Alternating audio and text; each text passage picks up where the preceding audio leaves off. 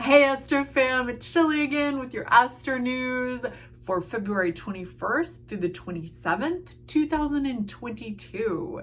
So we start out the week with the moon in Scorpio. Scorpio is a water sign. It's a fixed water sign.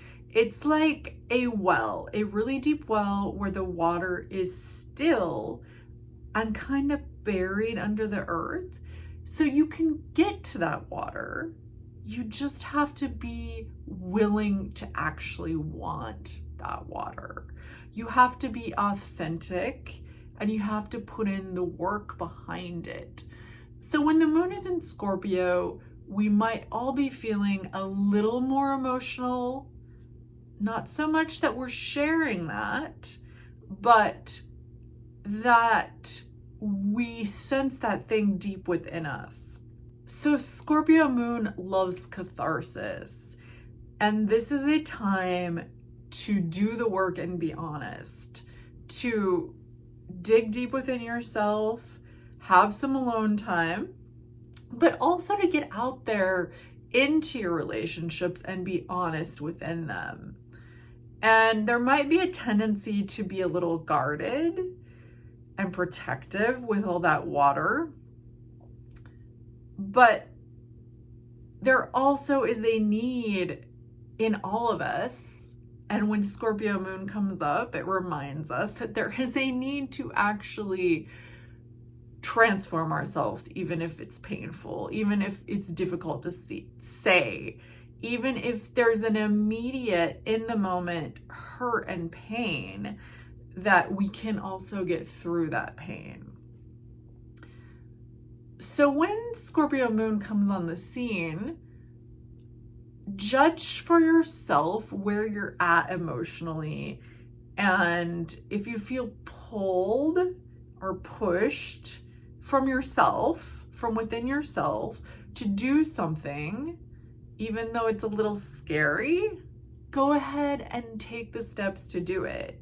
Now, if someone else is pushing and prodding you, you don't have to be doing that. You don't have to play into their games of control or what they want. But if it's something coming from yourself, I urge you to try to go after it. With this Scorpio moon, it very first applies to the sun in Pisces. So this is a nice harmonious trine. And we've got two water signs vibing along. So there really is potential for some deep emotional catharsis. So after that Scorpio moon applies to the sun in Pisces, we're also going to have Jupiter in Pisces and Neptune in Pisces. So we have a lot of Pisces going on, and it's all in a great, nice trine to that moon in Scorpio, which, yes, can be very beautiful. And you might find yourself in artwork, in music, in movies, in those kind of outlets where we can experience the deepness of life and intense emotions, but it's within a safe container. And if you're feeling risky, you can do that in your relationships and with other people. There is potential for some getting lost and some deception here. So just pay attention and check in with yourself over those few days. At the same time that the moon is making a nice trine to all this Pisces energy, it's also entering into the story of Saturn and Uranus. So the Scorpio moon opposite Uranus and Taurus, we've got this earth energy, this like body energy, this energy of our food, how we are in our bodies, how we sustain ourselves, and how we physically put our feet on the ground, our sensual side. And it's throwing a curveball in there. So it's saying, you thought that's how it was, that's not how it is. Or I'm giving you some new information. With a Scorpio moon, this can be a little bit more unsettling because Scorpio moon likes to have the illusion that it's in control. But it can actually be a really nice catalyst for that Scorpio moon, which needs, like I said, catharsis, which needs change.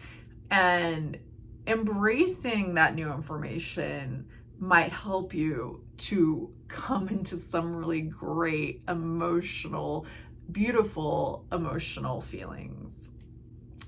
As you may know, we've got Saturn and Uranus squaring each other. They're a little bit wider now, but we have tradition in conflict with innovation. We have stability in conflict with change.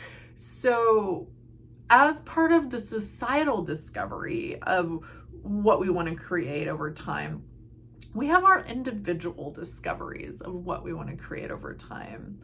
And when that Scorpio moon comes into that fixed area, fixed being the sign, the type of sign it is, so Scorpio, Taurus, Aquarius are all fixed signs, Leo being the other one, but those three fixed signs playing with each other, then there is a lot of potential for change, for disruption, and we're sitting in the middle of it in our bodies, in our emotional bodies, and learning how to dance with it.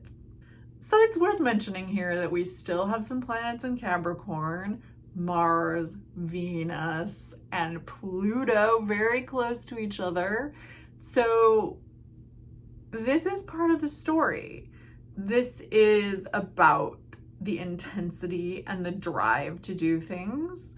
And since Scorpio is ruled by Mars and has an affinity with Pluto and is actually in a sextile relationship to Capricorn, all of these planets come into the story. So our values, our drive, these are part of how we can make this story be harmonious, but at the same time to expect some deepness. This is a week to go deep. There's your inner world and there's your outer world, and both of these are important. So at the same time that you go deep into yourself and tend to your personal relationships, this week might bring an awareness that there's a lot out there, that you live within a society and that you live within social structures. And there's things about those structures that you benefit from, and there's things about those structures that are harmful to you. But not only that, there's things that other people benefit from, and there's things that are harmful to other people. And those might be the same or different as the things that personally affect you. So this is a time to be honest and maybe just touch base with yourself and observe what is going on around you. And this energy of transformation can be meshed with honesty, and it can be meshed with the work it takes. Because that Aquarius Saturn, as always, is telling us this is going to take time. And the personal work, as well as the larger societal work, is really the same story. On the 24th of February, Mercury in Aquarius is going to be squaring Uranus and Taurus, and an exact partile square. Partile being the fancy astrologer word for exactly exact. So here we have Mercury in Aquarius. Mercury, the way we think, the way we perceive, the mind, communication.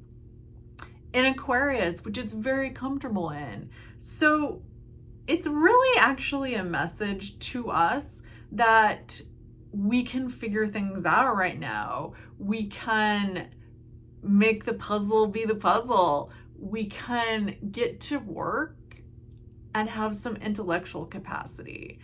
And with that square to Uranus, it's saying, well, there might be some disruptions to communication. There might be some disruptions to transportation.